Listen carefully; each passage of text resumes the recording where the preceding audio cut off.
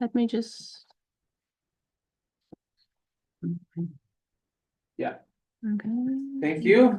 Yes, I'm Hernán, for those of you that don't know me.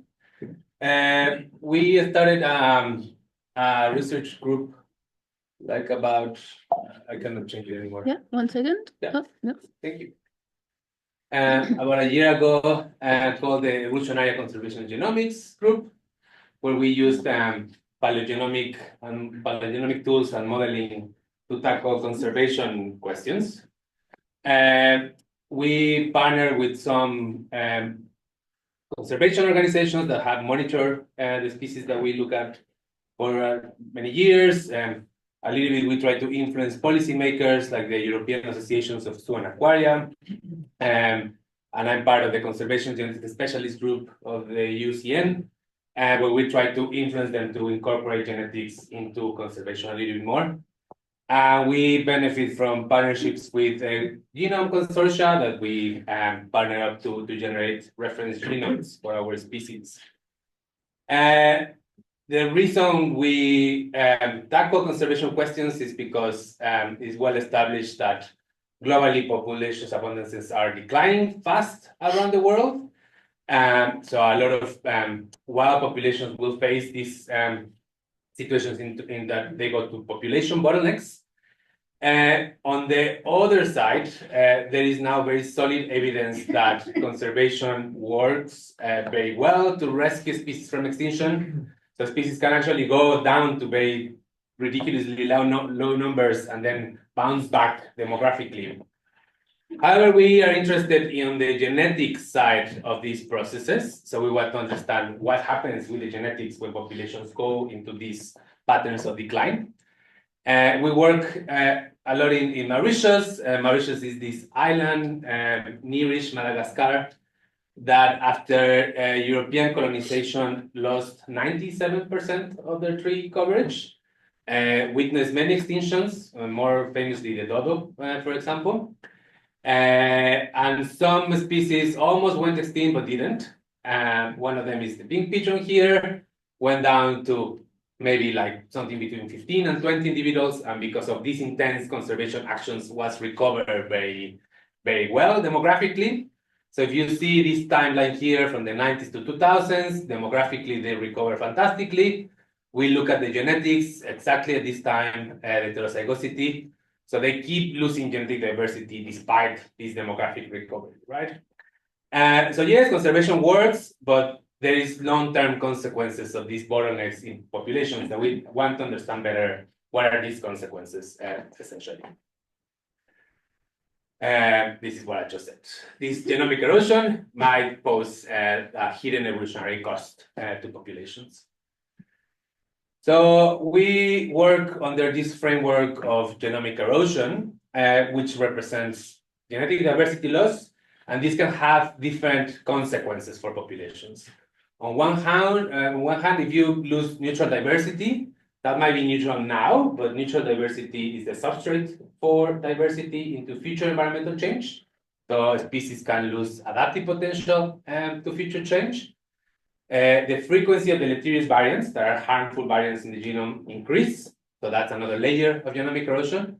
Or they can directly lose beneficial variation that is relevant now. You can think of, for example, immunogenetic diversity that the species use to face diseases.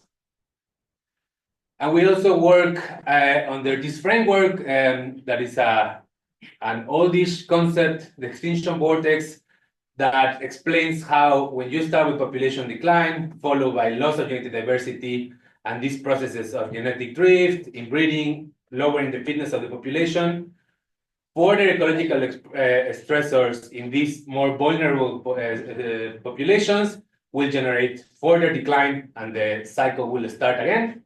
And this theoretically is explained as an extinction vortex, right? You go into this vortex until you go extinct as a species. So the question is if genomic erosion can actually push a species to extinction, and try to understand this a bit better. So we mostly use whole genome sequencing to tackle these questions.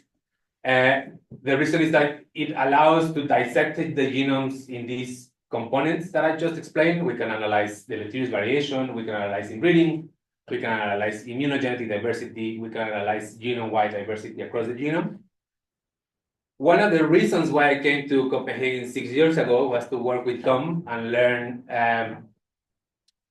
tools of paleogenomics, essentially, to be able to recover whole genomes from museum specimens. Museum specimens represent this pre-bottleneck diversity, right? So before populations decline, and they are stored in amazing natural collections around the world. And now we can generate very high quality genomes out of these specimens. The other method that we use a lot is individual-based simulations, which are quite powerful. So we can simulate almost entire genomes. We can simulate both neutral and non-neutral genetic diversity. They're individual-based, and we can parameterize them with custom demographic trajectories. We can do a spatial explicit modeling, or we can add a little bit of ecological realism. So we can have an in silico replicate of our species, if you want. And we combine these two tools to study temporal genomics through time in endangered species. So this is a little bit of one slide summary of the things that we've been working on. We have generated these type of data sets of museum genomes versus modern genomes for a number of species that are very well characterized in how they decline over the last 200 years. We have, I think, like about 12 species now, and some non-endangered species as controls. We have analyzed a few of them. For example, the Seychelles paradise flycatcher, that this was the bachelor work of Georgette, that some of you met a few years ago. This species went down to 28 individuals in the 60s and then recover. So very good news that recover, but in the process, they lost more than 90% their genetic diversity, and they accumulated some of these deleterious variation in the genome. So they are doing fine now, but we argue that it's because they live in this isolated island in the Seychelles. And so they kind of like, they're all equally crappy, but because they are not some more crappy than others, they are fine. But what happens if a pathogen arrives? So what happens if conditions change? Probably they will not have the diversity to adapt to those changes. Other example is the orange-bellied parrot in Australia. This is a mainland Australian bird that overwinters in Tasmania, and in Tasmania their breeding habitat are disappearing very fast, and actually went down to 13 individuals not long ago, and I don't think there's more than 50 orange-bellied parrots out there left. This parrot is susceptible to a horrible disease called the Pistacine beacon feather virus disease. So it's one of those examples of like they became more susceptible to diseases after the bottleneck. And indeed, we found that they have lost about 60% of the genetic diversity. And more importantly, they have lost more than 2/3 of immune alleles in their genomes of these toll-like receptor genes. So this very much explains why they are so susceptible to these viruses. And one of the sad stories, well, one of the sad realities here is that this is the only population left, right? So there is no sources of genetic diversity that we can bring into this. So this pushes us to think about more extreme solutions. Is breeding this species to a sister species fine because we're in this extreme situation? Is editing the genomes something that we should be considering for these last remaining individuals? And then the whooping crane, this is the work by Claudia that a lot of you know. When the Europeans arrived to North America, it took their first dip, quite substantial. Then they continued to hunt the bird. And then when it went down to 16 individuals in the last century until they protected the bird. And now bounced back to 800 individuals, both in captivity and the last wild population. Well, Claudia's show very nicely, well, not nicely, because they have lost about 70% of the genetic diversity, accumulated genetic load, and a similar story. They seem to be fine, but they are most definitely not fine. finally, the work by Shufen, that a lot of you know. This species is different because if you see here, this is in a log scale. If you see, these populations were always kind of like not huge, right? They were in the few thousand individuals, even before the bottleneck. The region honeyeater probably was in the hundreds of thousands of individuals before it collapsed into 300 individuals recently. So they come from this very large ancestral population. And in this case, despite this very substantial demographic decline, we see only 9% of the genetic diversity to be lost. This we explain that is because they come from this large ancestral population that is very well connected. So they are segregating a lot of this ancestral diversity. But this is just a time lag effect between demographic decline and genetic decline. So the worst is to come for this species. And this is one of the reasons why keeping the monitoring of genetic diversity is so important for endangered species. And this summarizes a little bit our results for these species in the context of other birds. This graph is colored by the UCN red list status. That is this way that we have to classify species into how threatened they are. And you can see, well, this listing does it mostly using demographic data, right? If the species has declined, they get worried and it's classified as threatened. If the species recovers, it's downlisted because it's apparently in less trouble, essentially. Well, we argue that by ignoring genetic diversity, they are doing a disservice to well, they are missing an important component of this conservation assessment. One example is the paradise flycatcher. So it went down to very low levels of genetic diversity. This is genetic diversity across birds. But because it recovered demographically, it was downlisted in the red list twice. It was used to be critically endangered, then endangered, and now it's just vulnerable. Whereas it has one of the lowest diversity, genetic diversities across birds.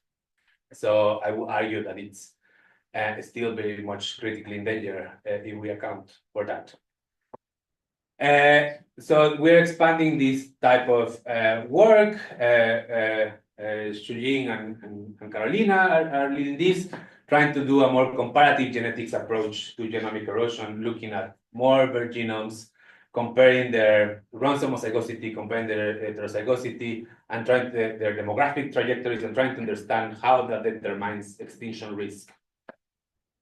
I'm doing with time. 10 minutes left in total, okay. Including questions. And so far I haven't talked about extinction because luckily these species haven't gone extinct. But we want to understand a little bit better how genetic diversity and extinction relates. This is difficult because extinction is an already biased process. We mostly measure species that haven't gone extinct. One of the few cases that we can measure that have gone extinct is, for example, the mammoths. I was lucky to join Louis Dallen's group in this work that it was 10 years in the making. I joined quite late in the process, led by Marianne and Tom. They generated this very nice time series data set of genomes of mammoths. From 50,000 years ago to the last non-surviving mammoth genomes. Mammoths went extinct in the mainland. This is Russia, and they became isolated. The last known mammoth became isolated in this island called Wrangel Island. And the ice bridge disappeared, and they become isolated in this island. So this Wrangel Island is shown here. This is diversity, heterozygosity here. So you can see a very big dip of heterozygosity here. This is explained by the bottleneck effect of this isolation into this island. We did some simulations and show that requires quite an intense bottleneck to get here. And then they continue to lose diversity in the island. The simulations show that they must have recovered a little bit demographically. Otherwise, they would have lost more diversity than what we see here. And they accumulated genetic load and all the stuff that I have explained to you already that we see in other study systems. But you will see that they went on to live 4,000 years in this isolated island before going extinct. So it's difficult to draw a direct line between extinction and genetic diversity. And we need to understand better what are the fitness consequences of genomic erosion. We're also interested in the other side of the coin, recovery potential of a species. This is probably our best shot to understand recovery potential would be with one of the birds that have been bottleneck the strongest in the world, the Mauritius kestrel, went down to 4 individuals in the 70s. It was recovered mostly by the work of Carl Jones here. You can see Carl here with the first hatch Mauritius kestrel in the 80s. And from 4 captive individuals that Carl hatched, they recovered the population to about 200 in the 90s, in the early 2000s, sorry. But recently the population is taking a dip again. And we are wondering if it's because these negative effects of genomic erosion are kicking in. So Shujin is looking into this. She's analyzing genomes through time and comparing them to many other falcon genomes that we're also generating. And to surprise of no one, the Mauritius kestrel has a horrible amount of genetic diversity, 4% genetic diversity compared to any other falcon. They continue to lose diversity even in this very short time span, that is only 8 generations. 50% of the genome is in homozygosity, which is quite striking. And more importantly, they have fixed deleterious variation. So this is deleterious variants that are present in every single individual, which is very tricky, right? Because this is diversity that we are not able to get rid of, deleterious variation that we're not able to get rid of unless we consider extreme solutions like interspecific genetic rescue or genome editing or something like that. And so, yeah, I mean, we are keen to understand if this is gonna continue to go down and what we can do about it. Obviously, there is habitat effects to account here and so on and so forth, but Shujing is working on this. And one of the project that we started last year, the main goal here is to try to understand the links between genomic erosion and fitness better.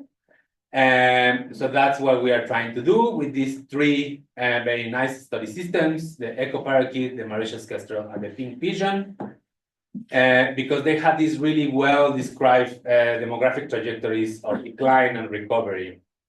And the people who recover these populations had the vision to keep samples and really good records for the last 30 years, both of some kind of fitness proxy data, but also genetic samples. So we are able to get museum samples, hopefully archaeological samples, but also like this time series in the last 30, 40 years of genomes matched with fitness data to try to understand what are the fitness consequences of genomic erosion, or get a better glimpse at that. And that's what the group is working on now, and this is what we're going to be working on for the next few years. I think I'm going to skip the take-home messages and go to the acknowledgements, and thank you.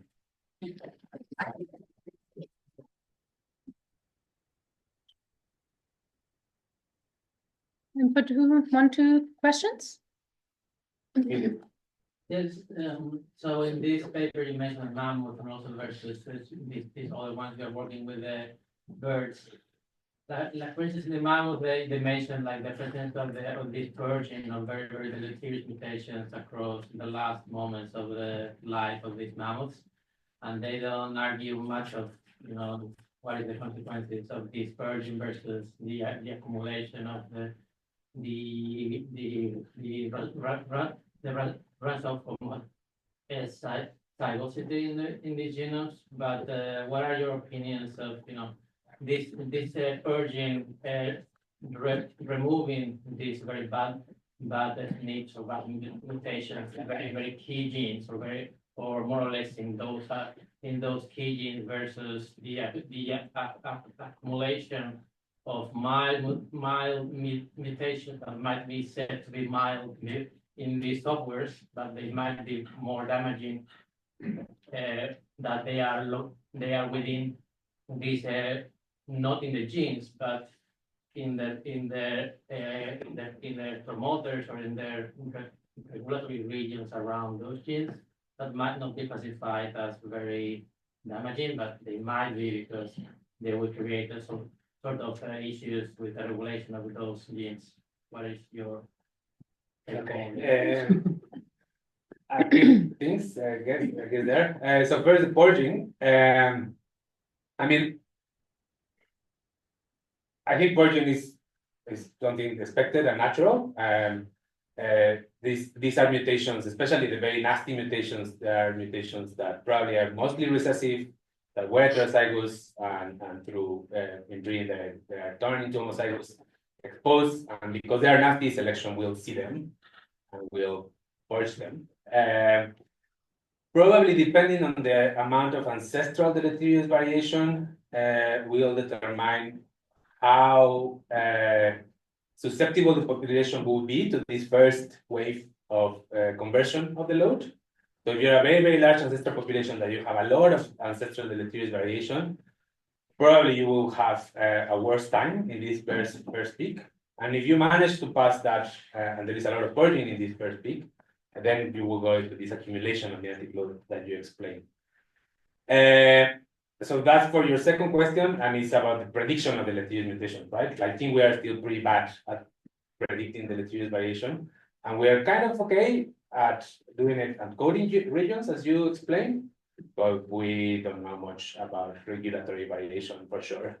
And we don't know much about compensatory mutations, and we don't know much about epistatic, and we don't know much about conditional variation as well, right? Because a lot of the deleterious variation is conditional to the environmental background and to the genetic background.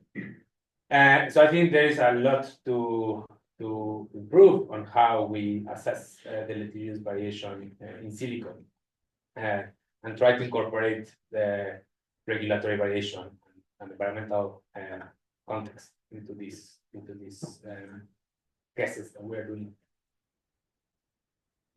Is that more or less? Right at the end, you mentioned fitness in different populations. Yeah. How are you thinking about measurement? So the best system that we have for that is the parrot, the echo parakeet. And for example, we know very well some pairs of birds that have been incredibly successful at producing young, and some pairs of birds that have been incredibly unsuccessful at producing young. We also have birds classified as different susceptible, resistant, and tolerant to this disease because they have the same disease, this Pistis B confederate virus disease.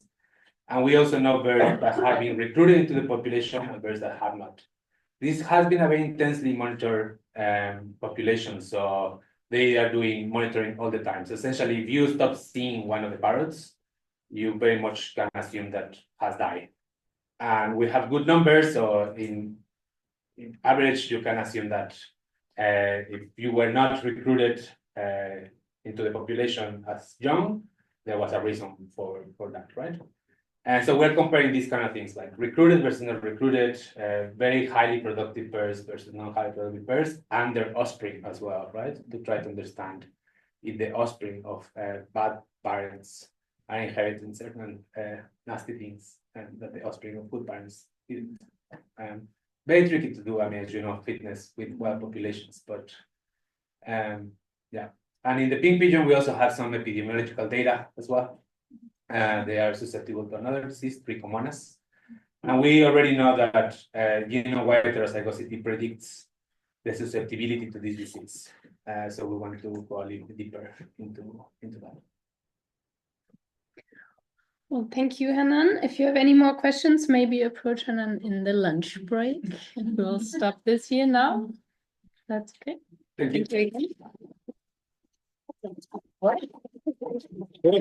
Good. Thanks.